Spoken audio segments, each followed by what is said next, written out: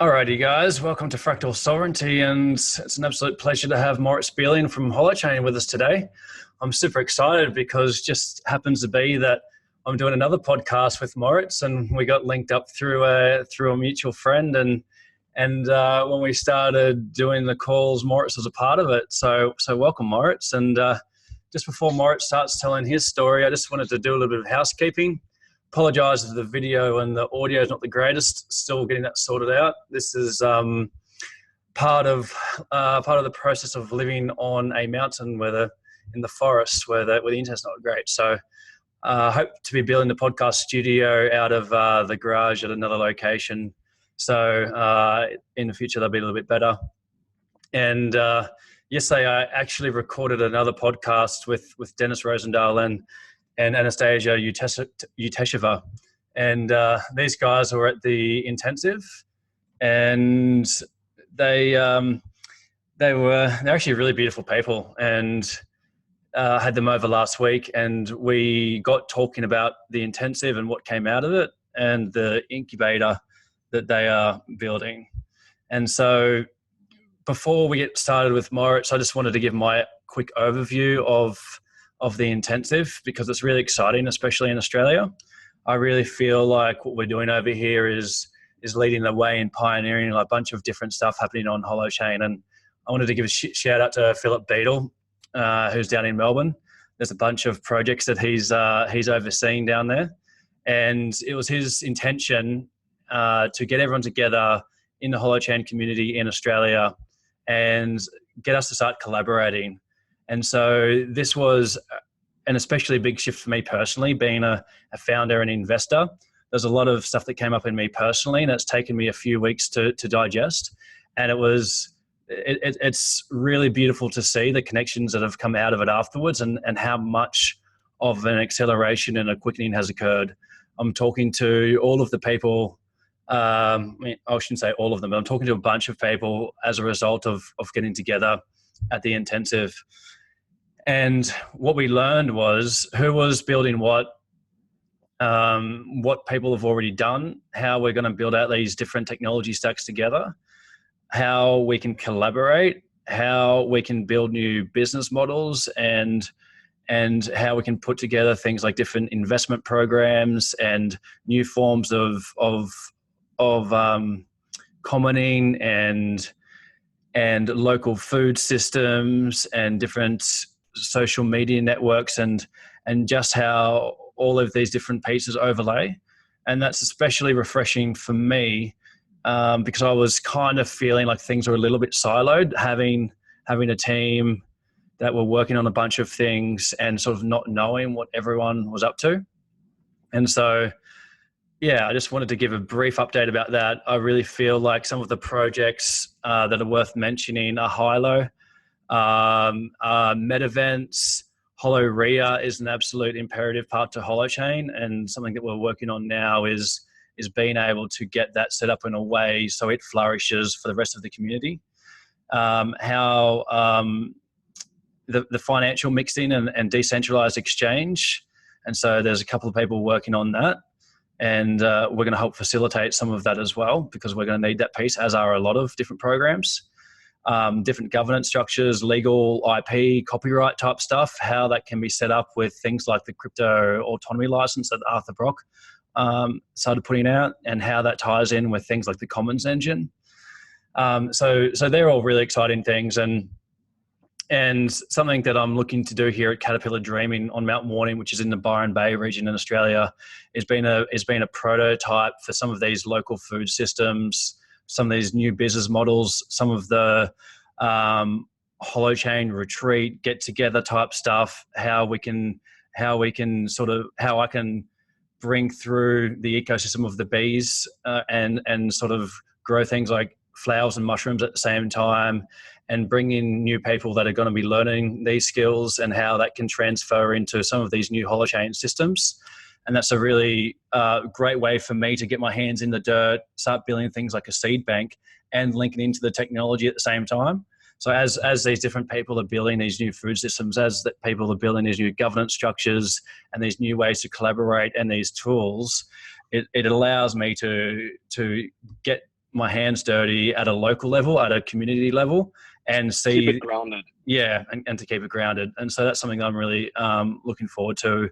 And with Dennis and Anastasia, we're setting up the Byron Bay meetup, which is just down the road here from where I'm at, and Mavis's Kitchen. So that'll be on Friday, May the 10th, and we're going to call in Philip Beadle for that.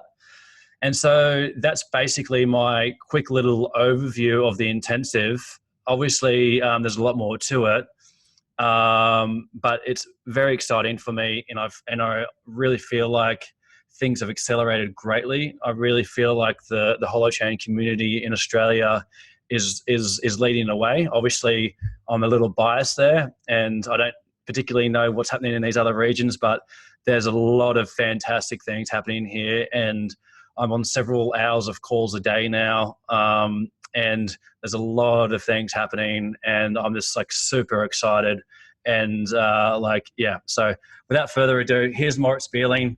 And so, yeah, what's your story, mate? How did you get here, and what are you working on? And welcome. Well, thanks.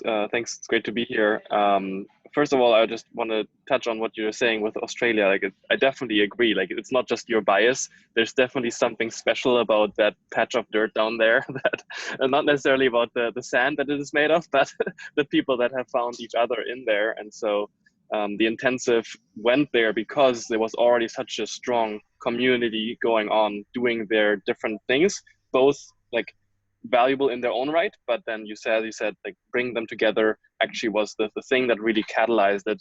And Philip has been doing great work of bringing people together, and now I'm very excited about the Holo RAA piece, especially because this is an absolutely crucial one for not having, like, for setting the foundations that all kinds of other pieces in this ecosystem are going to be not having to build everything themselves, but draw on existing libraries, existing frames, and also stay interoperable easily. So that's definitely very exciting for me.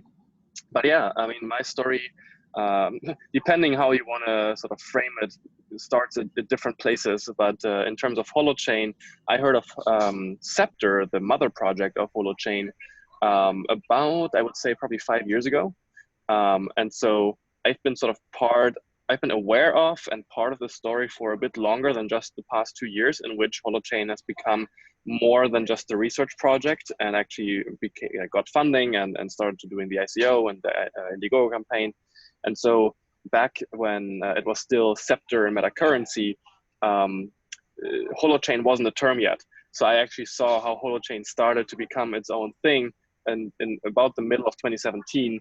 And that's also when I started to write about it, when I started to share it on Facebook with people, when I started to actually create YouTube videos as well. I created a YouTube video called A Short History of Computing and Its Next Paradigm, Agent-centric Architectures, in which I basically went over how computing has developed over the past, let's say, 30 years, especially over the internet age, and how the server infrastructure has contributed to today's centralization or quasi-centralization of the internet, and how Holochain is sort of perhaps the next way forward, and also counter-distinguishing it to all kinds of other platforms or protocols like blockchain protocols or platforms that have you could say an agent orientation. They are interested in putting together people directly and having them be able to collaborate and compete and work together through the software, but functionally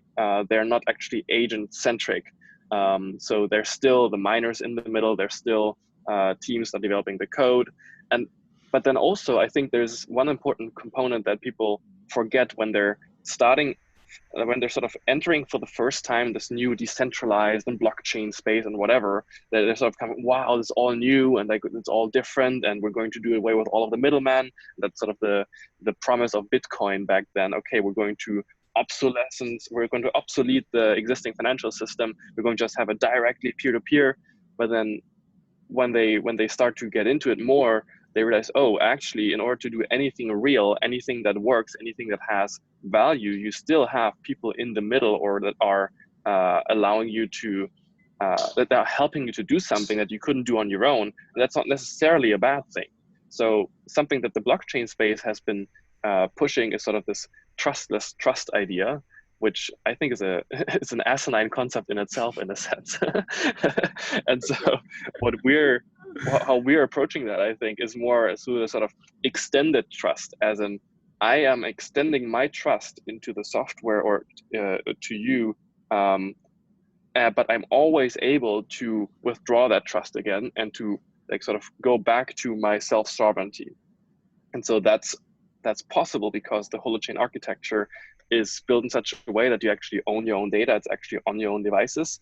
And for that reason, like, you can give access to it. You can trust somebody to deal with the data in a worthwhile manner, but you can always revoke that trust. And it's absolutely critical that you have the capacity in order to build an ecosystem and a community and a sort of rich interweaving of relationships that stay dynamic and don't ossify, don't calcify into sort of these powerful interconnections where you're now dependent on all these different pieces for your regular functioning.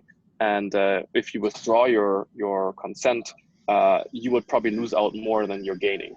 So anyways, like, this is a sort of, I'm already going into all these different directions because I'm currently mostly working on the intellectual case for Holochain, if you will. Like, I don't know how many people have looked at the different green papers or papers that we've written, green paper, white paper, currency paper. And I'm currently in the process of working with David Atkinson, the commercial director of Holochain, or Holo, on creating 4 different light papers. So we're just going all out and like shining a light on different aspects of the story of the case. So like, one of them, for example, that I'm writing now is all about the currency and the business aspect, as in, like, what do you actually need to figure out about if you're starting a business or a company or let's say an economic ecosystem, and you want to introduce a currency component to it. What does that look like, and how is it likely to evolve in the future, the sort of currency ecosystem? And the answer that we're getting to is probably also, again, biased, of course, because we're coming from Holochain, but it is not the fixed currency or fixed supply type currencies, but the sort of variable supply currencies that have and this is something I think that's generally true about the Holochain space in general, have a sort of adaptive capacity, like always being able to respond to changing circumstances. So that's really crucial. Yeah, so it breathes in and out, sort of expands and contracts just like it does in nature. And that's actually good that you mentioned that, because one of our team members, Belinda, went down to the currency design course that Arthur Brock ran, and it was using the red grid as a use case. And that was in Melbourne. And, you know, part of that process is learning more about deep wealth and how you can actually design a currency around the deeper aspects of it versus the first couple of levels, which is sort of generally where these things get stuck, or they're not able to really get into the true depths of wealth. And that's something that really blew my mind at the first hackathon when I was having lunch with Arthur, and as he was explaining to me, there were so many things clicking for me. And then also, you know, David Atkinson's an absolute legend. I love that guy. And his 10 points about how we can design currencies that he's been doing on another podcast. I'll link it in below. That's been really helpful as well. And I've actually been, our whole team's been having calls with David as well. And so it's interesting that you're working on this piece, because and actually, one of the things that he got us into is how we can bring an economy to the world and not a company. And one of the things that I'm particularly interested in is how we go beyond an equity-based model. So, you know, and this is one of my particular points of interest is with fractal sovereignty, is especially in journalism, which is and publishing in general, where there's a lot of different influence.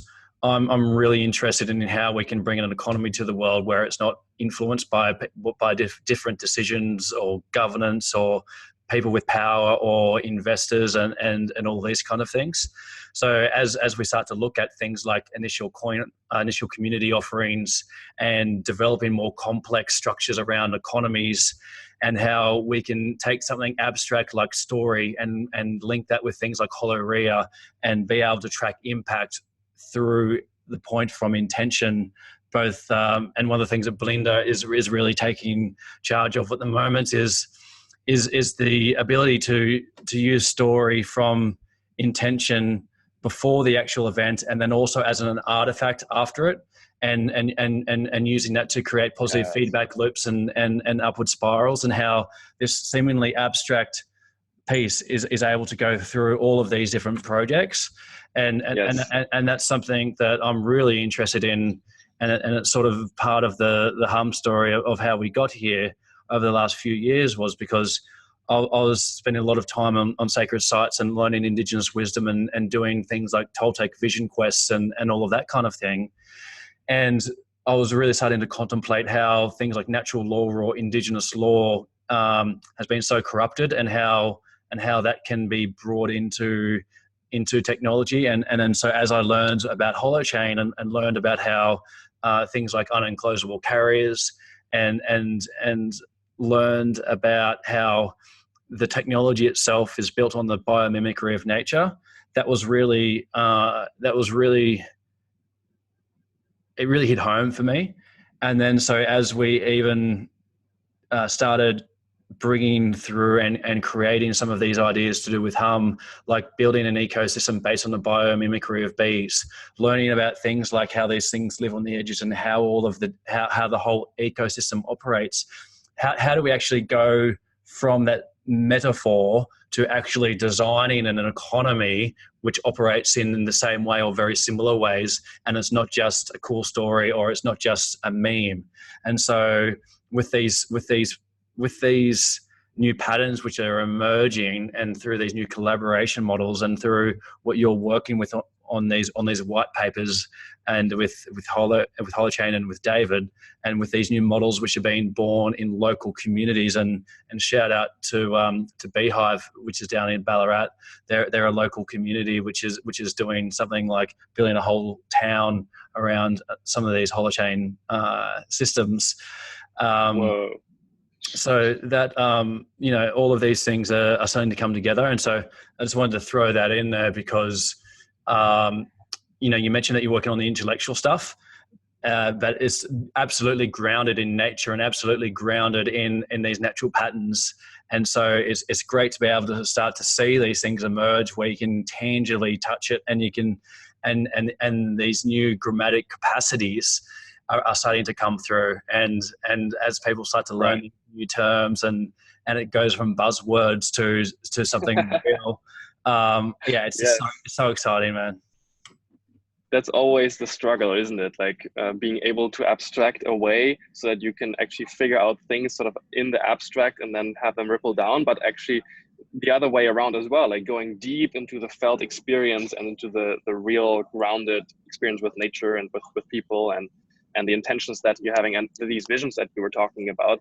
Like, this is actually something that we have been struggling with quite a bit in Holochain and the development of Holo and Holochain, the software, because the project is of such a large scope and the team is distributed across all of the globe that it is very hard to keep people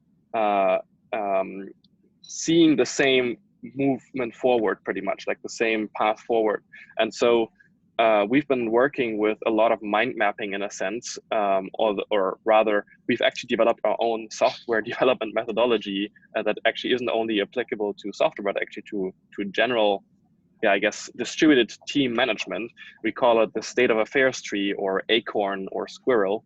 And so this is basically, you start out by listening deeply, both in yourself as well as to the collaborators that you have, and you formulate the intentions about the state of affairs in the world that you want to see come true.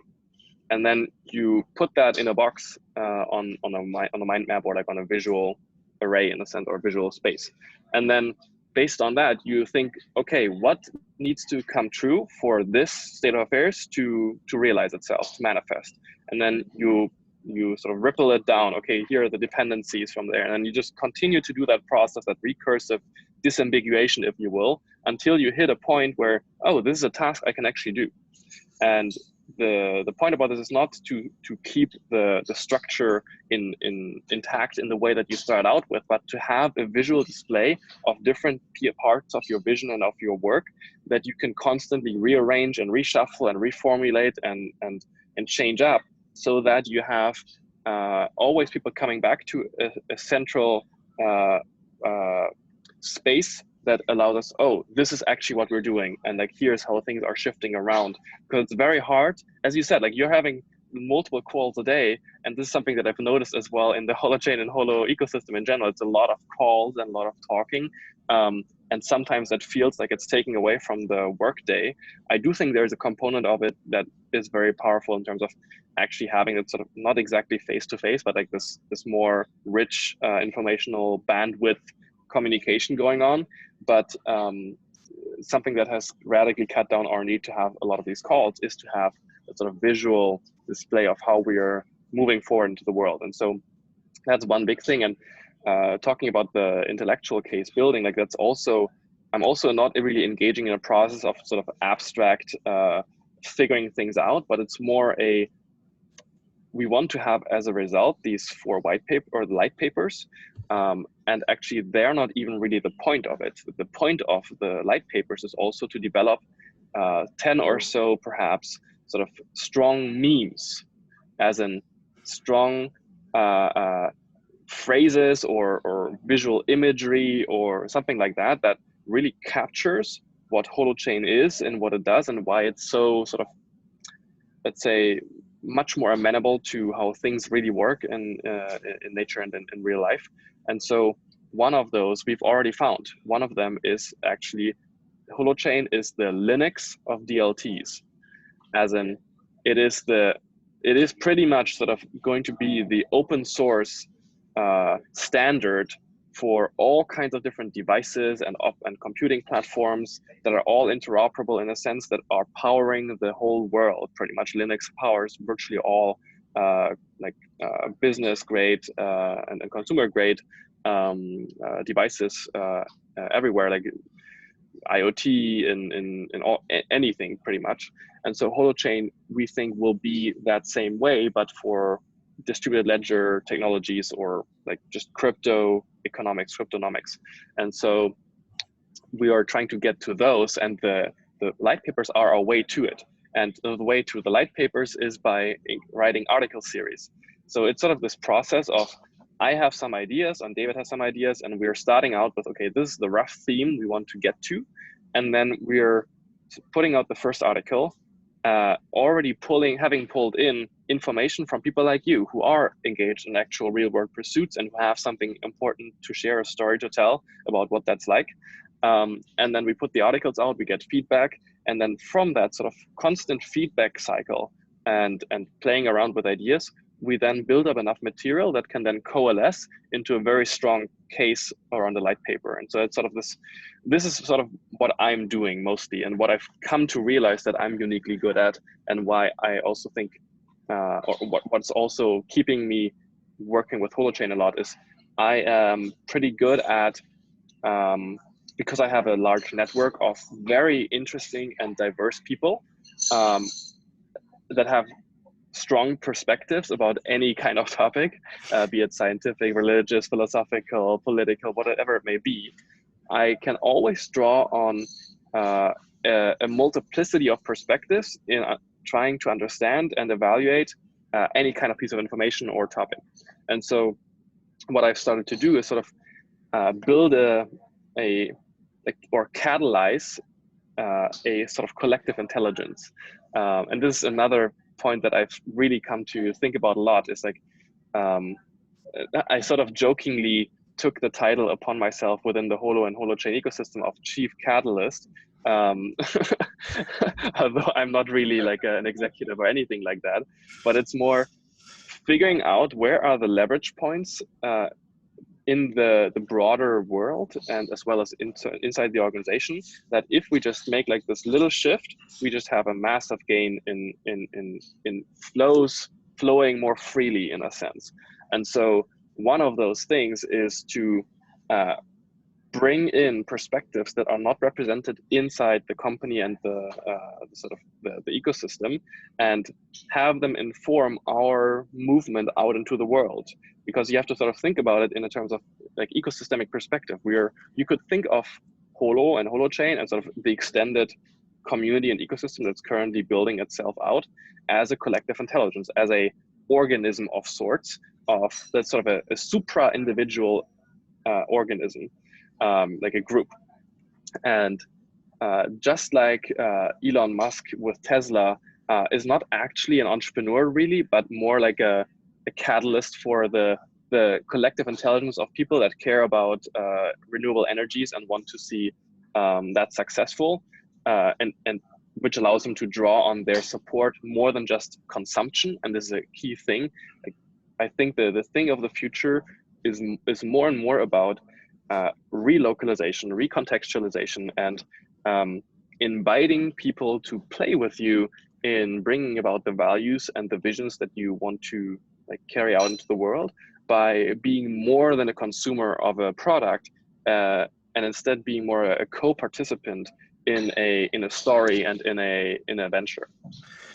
Yeah, and so what does that look like as we make that shift from what you're describing as consumerism? How does that, you know, how does that, do you have any ideas on what that path looks like as you know, we go from, you know, venture capital and creating a product and selling it and making money, to being a co-creator of new patterns and breathing into life these new creations and that woo-woo language? Like, how does that path work? Very good question. I think there are different levels of resolution we could go into here, but for me, the thing that rings most true, or it's most important to begin with, is for every individual that has the inclination to think about these things, to do some of the personal work first that allows them to have internal coherence, that they can actually tie their abstract ideals to lived experience. And they have a fundamental capacity of agency and moving out into the world from that place of agency, rather than being drawn somewhere because that is a more powerful magnet on their actions than their own values and capacities are inside.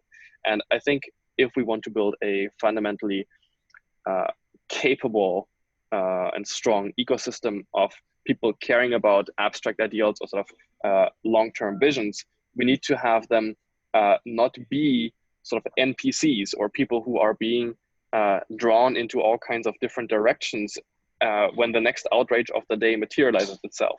And so for me, this is why it's so important to build up your internal process first, not even in the sort of Jordan Peterson way of like, you have to get your house perfectly in order before you move out into the world, because I don't believe in that either. You need to do both. But I think there is a point to, okay, I gotta get my shit in order at least somewhat. And so once you sort of have your own process going well, and you can do that in collaboration with other people, you can find other people who are also interested in moving forward in the world and who maybe share some of your values. Bring yourself together, just like we're doing, for example, in the other podcast, like some guys coming together, roughly having an idea of wanting to improve themselves or talk about interesting subjects. And then out of that, I've definitely seen this movement happen in our group, which is, oh, we have some ideas and we have some rough shared interests. And then suddenly after the first 3 or 4 calls and us building up a shared language and a shared mental map pretty much of what works and what isn't out in their world and what's interesting, suddenly the level of conversation that we're hitting is getting higher and higher and higher and higher. And so based on that shared map, that sort of syncing up of minds, you can then build projects, you can build ventures, you can help each other out. Like right now I'm in London, for example, I'm going to try and meet one of the other guys in the group. And so this is the general process, I think, of what happens when you start out with some vague idea of what you want to see in the world, both for yourself as well as for the broader world. Then you go online and perhaps also in your local area, depending on what the options are that you have there. And you find people that share some of that at least. And then you go deep into like mutually articulating what that looks like and helping each other figure out how to move forward towards that. And a way to think about it is sort of, we all have a brain up here, although of course the brain is much more embodied than just up here in our skull. But that's sort of your first brain. That's the way that you navigate the world just for yourself. And it's sort of the membrane is your skin. And then you can build what I have done also, a second brain, which is basically your process of engaging with all the information, the ideas, the inclinations, the intentions, the visions that are coming towards you from externally, as well as happening inside here. And then basically externalizing those into your environment. For me, for example, it's Evernote. I use Evernote for virtually every piece of information that I find interesting, and I capture it. And then based on that process, I now have a sort of central repository of my ideas, my interests, the people I meet, everything.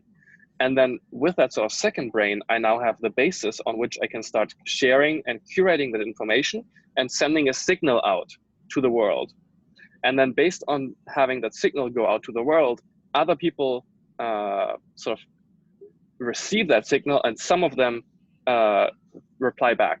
And it's those kind of people that I can then build what I could call a third brain with, which is basically that collective intelligence we were talking about of, oh, it's a social intelligence. When I have some idea, I can test it immediately by having a poll on Twitter. Or if I write something and I want to have somebody else look over it before I publish it, I can draw on like this friend I know who's like working in publishing or whatever. And so something that I started to do in my work, which used to be somewhat a daunting task to try and do everything that I do by myself and sort of just from the stuff I have up here. Like it was really a blocker for me in writing projects. I now know that there's a wealth of information and a wealth of support out there, if only I can play that social dance well of inviting people to play with me. And so, for example, last week I had a deadline for a project that I'm doing with Holo, and like doing some data entry analysis of different software tools we're using.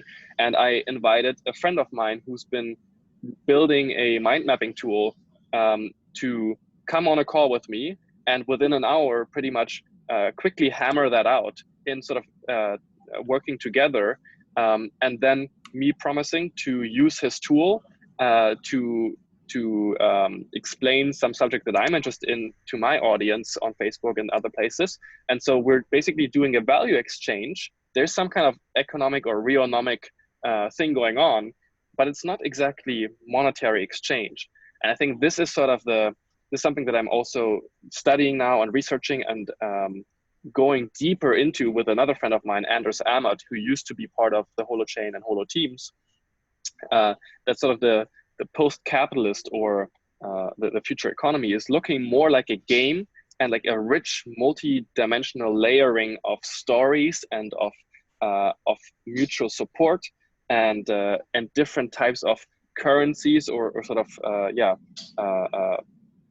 like mutual issuance of value. That's what it'll look like. Yeah, so let's dive a little bit deeper into that. So one thing that is coming up a lot from within the people deep in building on Holochain is answering questions like what is value, and how do you create real value beyond just the monetary stuff. And as you're working around stuff like currency design, and I believe that you're someone that says that one of the future jobs that people will have is in currency design, like some of these new jobs that are emerging. Yes. And so what do you think about value in this Holochain ecosystem? How can we begin to reimagine what value is? And do you have any ideas specifically around like what form that will take?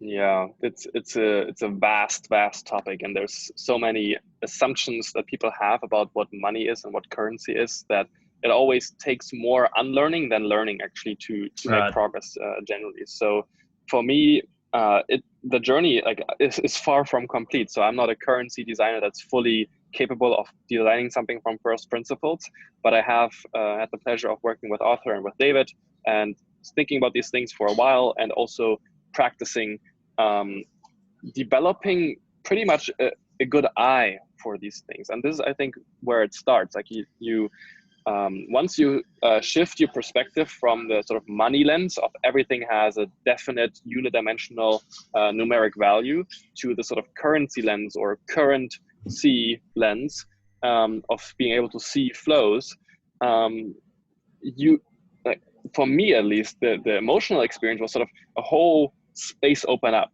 It's like, okay, there's other ways that I can play. There's other ways that I can act in the world than having to make a lot of money. Although of course money is also a great resource to have available, don't get me wrong. But so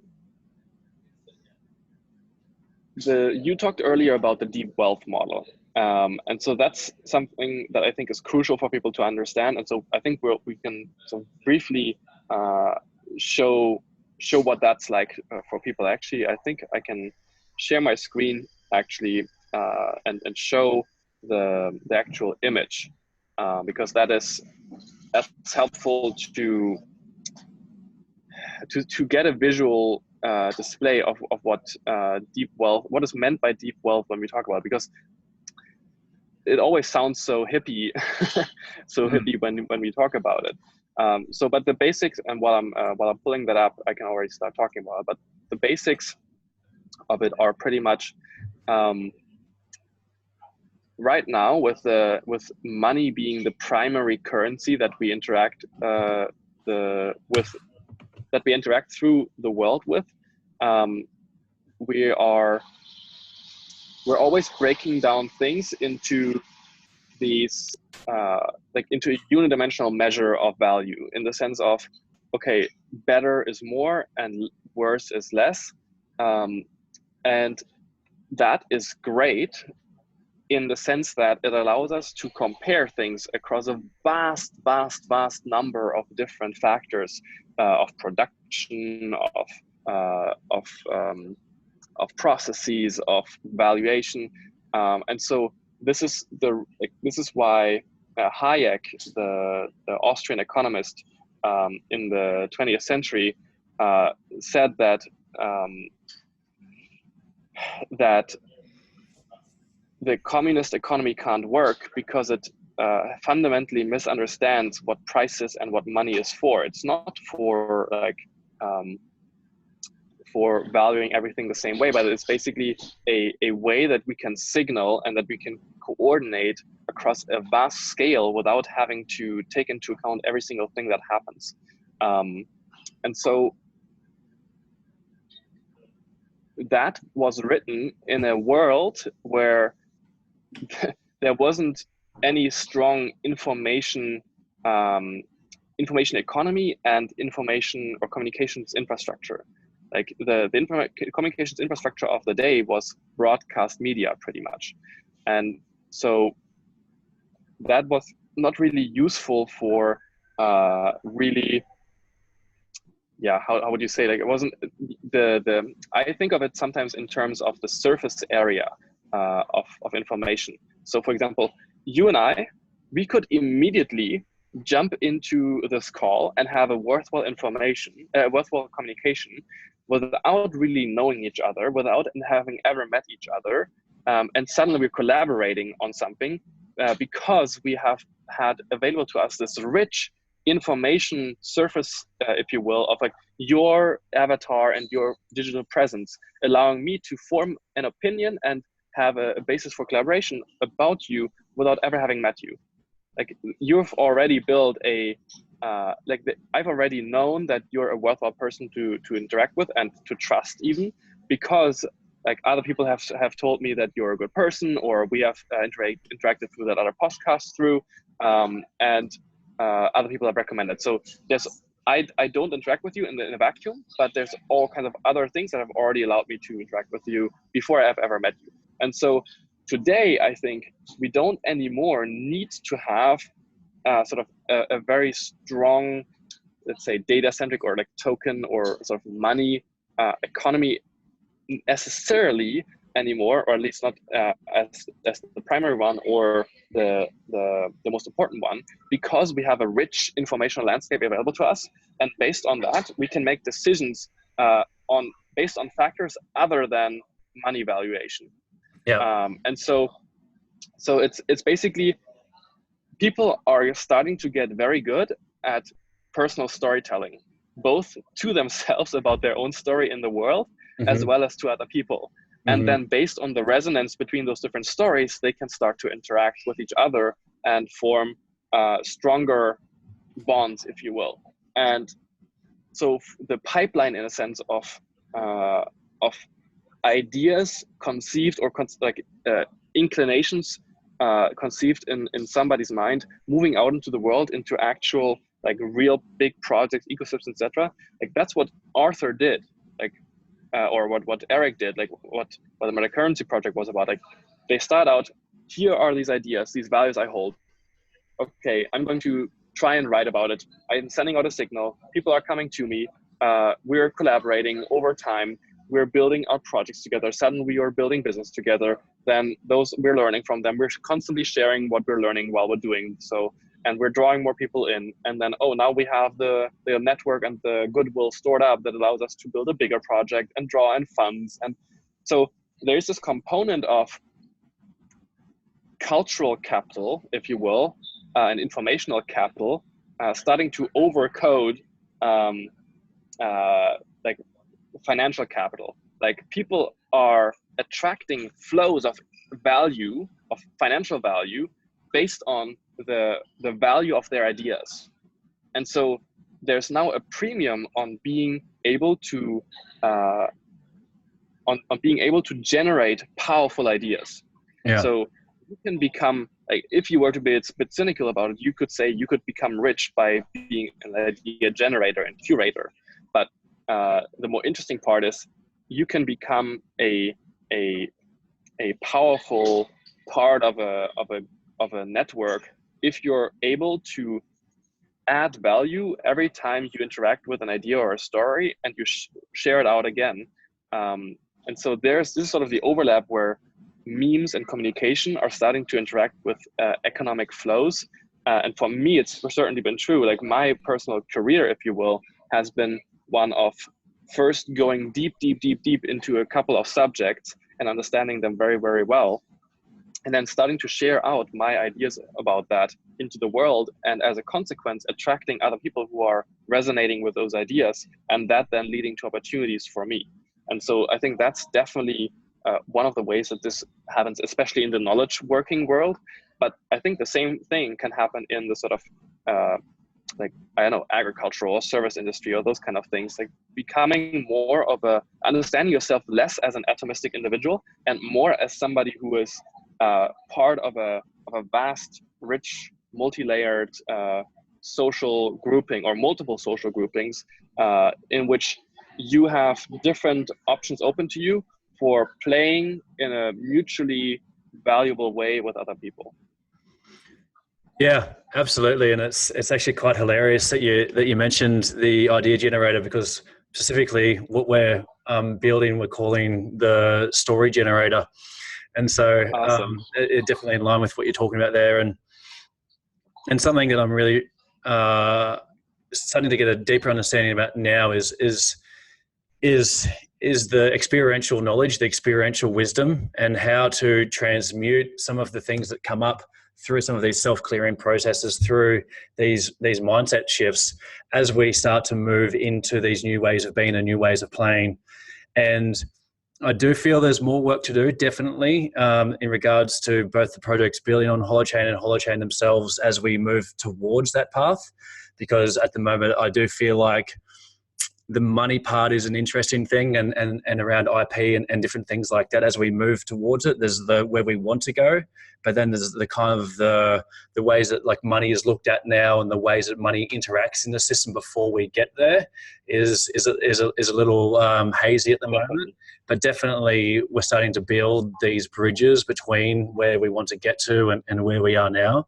And so that's part of what's come up as challenging for me, and something that I'm sitting with, and something that I'm probably it's probably like hits home like a bit more than most, being someone that's a founder and investor and sort of like holding like the vision of some of these processes going forward. And so as money goes in and we start to work on things like human-centric individual stuff and how that works with collective and how we share things and how it works with open source things and sort of like all of these things, there's sort of a lot of different pools there. And so I'm constantly sort of tuning into myself to stand in my experiential wisdom to shift my stuff, so I'm not acting in a reactionary way. And so as we start to move beyond this monetary system, we start to bring in these new business founders, these new investors, which don't feel like their money is like less valuable. It's sort of like as well as, so it's kind of like being for anyone instead of. And so that's one reason why I'm particularly interested in building a business model that allows Humm and what we're building to be self-sustainable and to be profitable without some of these normal forms of investment. And so while we do build up these new ways of like bringing investment and being able to track the impact of that through a story and through these different investment vehicles and through these different patterns that Holochain is bringing through, part of that is having a second stream, which is showing a path that allows other businesses to work towards being profitable and being successful and having something that they can see as a way to go forward, which means that they don't have to go and, raise millions of dollars. And so part of that works in nicely with the technology, which is what you're particularly interested in, is like how the technology is built, the pluggable nature of it. And Scepter, which you started on, like is it the pluggable like part of it, where it's like all of these pluggable protocols where like all of these different systems beyond Holochain and in the web in general and all of these different layers, they're all interoperable because they're all built in a way in which they can just be plugged in and laid on top of. So as the ecosystem grows, you're actually putting these building blocks like Lego on top of what you're doing. So as we build these new forms of value, the value that I bring is just being expanded exponentially because of all the other value in the ecosystem and vice versa. Right. And so then it moves away from sort of like the vampiric nature of some of these, former systems, and true collaboration is adding on top of. And definitely, like being completely honest, there are challenges there. There is stuff that comes up in me where I'm like, but especially involving things like money and investment and stuff like that. But absolutely, like I'm shifting a lot of that through experiential knowledge, like I talked about, and through what you're talking about, and knowing that there's these other flows of value beyond it, and being okay with it not being there now, and really, this is part of being able to see vision. And what you're talking about with the more abstract is knowing where you're going and seeing how all of these different pieces come together. So I wanted to share that because this is, that's my like sort of direct experience on the sort of stuff that you're talking about. I mean, you're right. Like, this is not easy stuff. And basically what you're doing is you're trying to move into a direction that is different. And anytime somebody does that, you will encounter both in yourself and in the social reality around you pulls back to what is already there and what is also bad about what is already there. So it's to be expected to deal with a lot of those shadows and that sort of less fun part of existing still in a money-centric society. Again, like, I don't actually want to disparage money too much, because if you tend to put something down, you tend to reify it, and you tend to become unconscious about what it is, and sort of it starts to exert another pull on you. So for me, money's neutral. It's a tool, and it's neutral. Well, it's not exactly neutral, but if you have agency within you, you can make it work for you and for the things that you care about, rather than the other way around. But yeah, I should just clarify that, because I understand the debt-based system and how all that works. right. I just mean, like, yeah, like maybe a slight twist on that is just that it It's a can be resource. good or bad, and the energy that we put into it is kind of like, if we Yes. if we have an energy of like money bad, money is not valuable, then it does like you will start to push away people who have money, or to push away money at all. Like, that's not a good idea either. Like, yeah. but yeah, so while you were talking, two things were coming up. One of them is that I think a lot of the struggles that a lot of the projects in the Holochain ecosystem are facing is one of scope of vision, because it's such early days in a sense that it's hard to figure out how big do we actually want our vision to be, and how easy will it be to build the pieces that vision can actually come about. So like you said, you started out with like wanting to build like a publishing business or sort of protocol or platform in a sense, and then you're like, oh, this is actually how Holochain works. So now it's a whole publishing ecosystem. Like, oh, now I understand how the REA stuff works. Now it's like an entire economy. It's like you sort of move up and down, and like the scaling and the scoping is very hard to figure out how that can work, and what the pieces are that are necessary to build that out and to make it work across all of those different levels of resolution or scale. And so that's one thing. And the other thing is, I think in the other podcast, we talked a lot about the sun and about energy coming directly at the planet, and both at us as individuals, as well as at like plants. And like, that's basically the energy source to our little ecosystem of this planet, like our little spaceship. And so in a way, I think we're, when we start out into this new uncharted territory, in the sense of like, what will this Holochain based ecosystem look like, and these new economies and post-capitalist economies, etc. One way to not feel like you're being forced to give up your agency and to sort of play the money game, and to have to figure out a standard business model for something that you're building, is to have independent income that isn't really related to what you're doing, so that you have the freedom to build something regardless of having to make it work on a financial level in the short term, and for you to recoup your costs that you're investing in it. So there is sort of a either somebody's building a business, and that's fine. Like, this, like, don't get me wrong, like we're expecting, and we're actually trying to build the foundations that lots and lots of regular businesses are going to be using our technology to build out functioning business models. But what you're talking about is like, your vision is a bit larger than a business, in a sense. It's like this flow ecosystem of publishing, pretty much. And so in that scenario, you're struggling with figuring out how to. Now I'm blanking. Oh yes, this was what I was going to say. Yeah.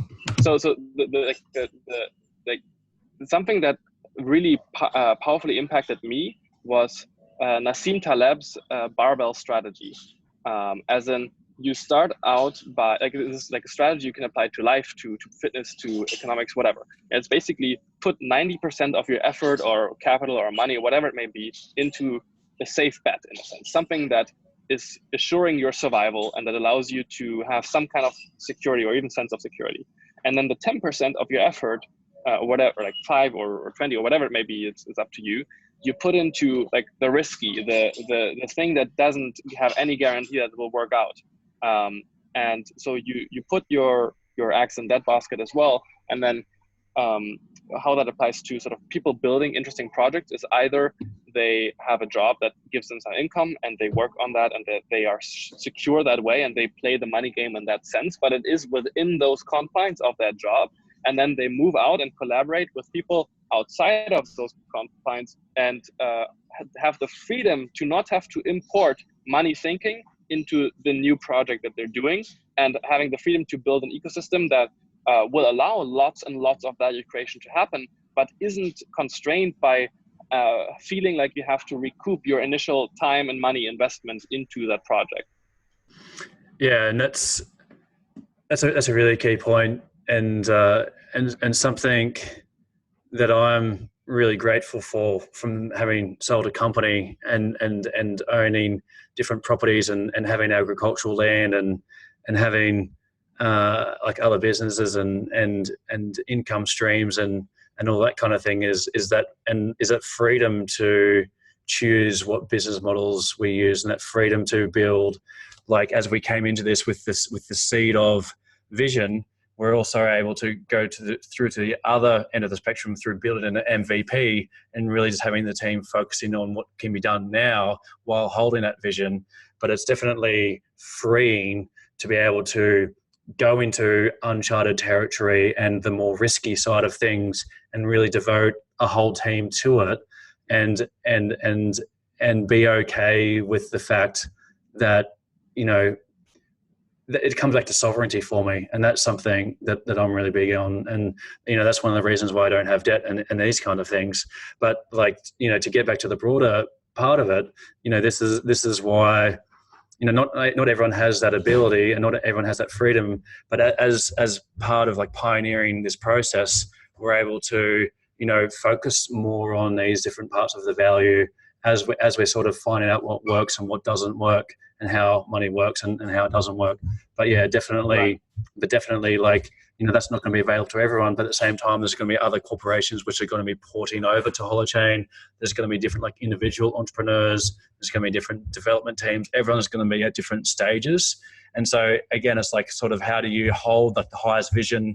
How do you have the MVP or the stuff that you're working now? How do you build it in a way with a clear strategy and a clear intention of building it bit by bit, and then be able to collaborate with the other projects so you're not overlapping, so you can you know, sort of really leverage what you're working and what they're working on, and so like together it's all like more valuable for everyone.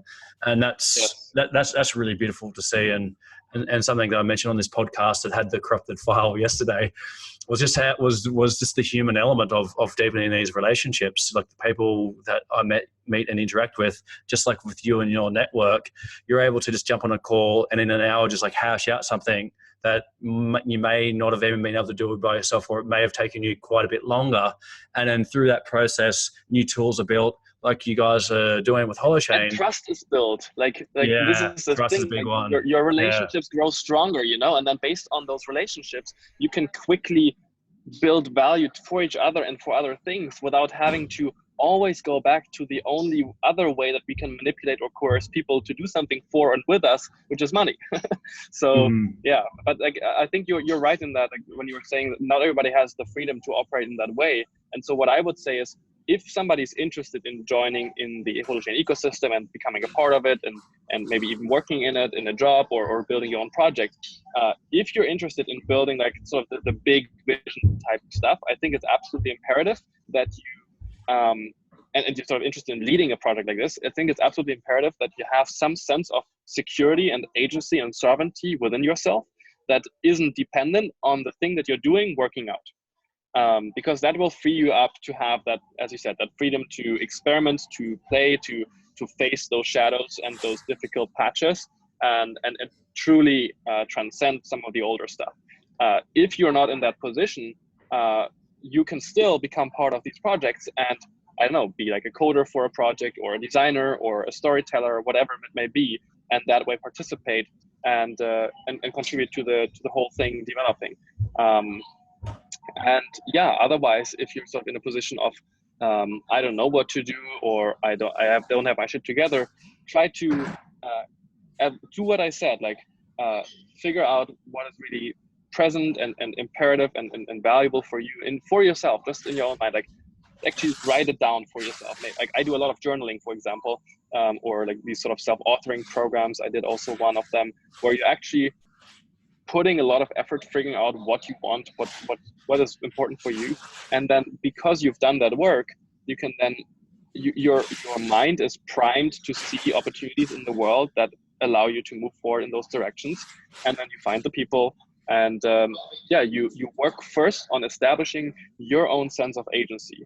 And it's like, this is why we're also talking about agent centricity in Holochain, and why it's so important that people have that sense of agency, because if they don't, their contribution, even though it may be valuable in the moment, is very likely to be drawn into the next direction when a more powerful image, or a more salient idea, or a more like attractive project is coming along, and they're sort of just switching away, and then, oh, like now the next big thing is coming along, rather than actually focusing and taking the time and actually dedicating themselves to something and sticking with it through the rough patches, so that at the end something powerful can actually emerge from that. Because in that process, it's sort of experimentation at the edge, and really sticking with something, that the most powerful and most interesting new things come out, because you're not jumping into something and then, oh, like this thing is more interesting now, this is distracting me,